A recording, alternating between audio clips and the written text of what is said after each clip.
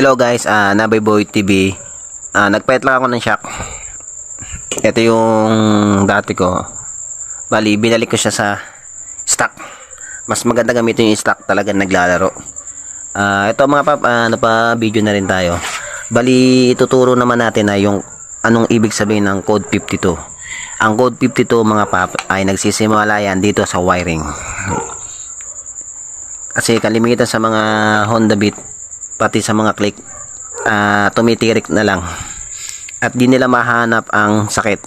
Kasi pag tumirik naman yan mga pap, eto naman dito mga pap, ayan, maglalabas, magbiblink naman tong sa yan check engine yan, magkukulay dilaw naman yan kaya tumitirik yan, kaya bigla na namamatay mga pap dahil dito sa wiring yan.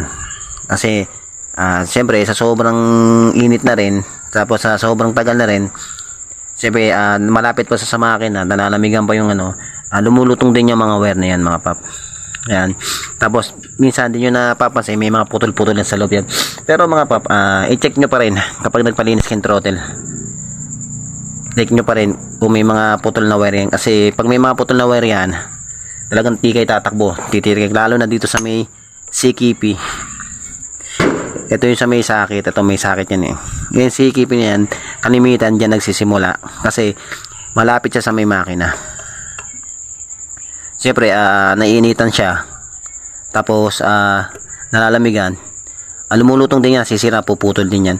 Pag naputol naman mga wire niya mga pap, lalabas naman yung dito, lalabas yung error nyo dyan.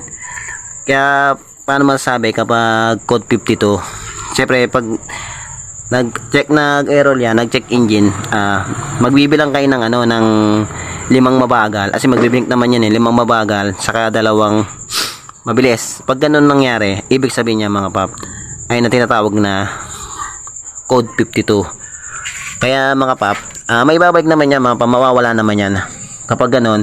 Kunyari ito, itong sa may CKP, sa may sakit, naputol yung wire, kapag napagduksong nyo naman yan mga pap, mawawala na yan sa may check engine. Patayin nyo lang yun, yung susian, tapos susian nyo, yun, mawawala yun, mag-i-start na yan. Basta pag ganun nangyari mga pap, kunyari tumili kayo, tapos nag-check engine, ang unang-unang check nyo lagi dyan, itong wiring.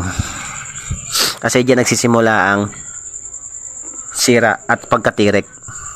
Kasi malapit siya sa makina at lumulutong din yung mga wire, napuputol yan. Kaya mga paps, ang ginawa ko para makaiwas sa sunog ng wire ay tinaasan ko. Yan, tinaas ko siya, tapos yung ibang wire nilagyan ko siyang tali. Saka to, nilagyan ko siya ng tinaas ko. Kaya mga pap, ganun lang mga pap. Kaya pag magpapalis ka throttle body, pa-check niyo itong mga wire. Kaya hanggang dito lang mga pap, Nabay Boy TV.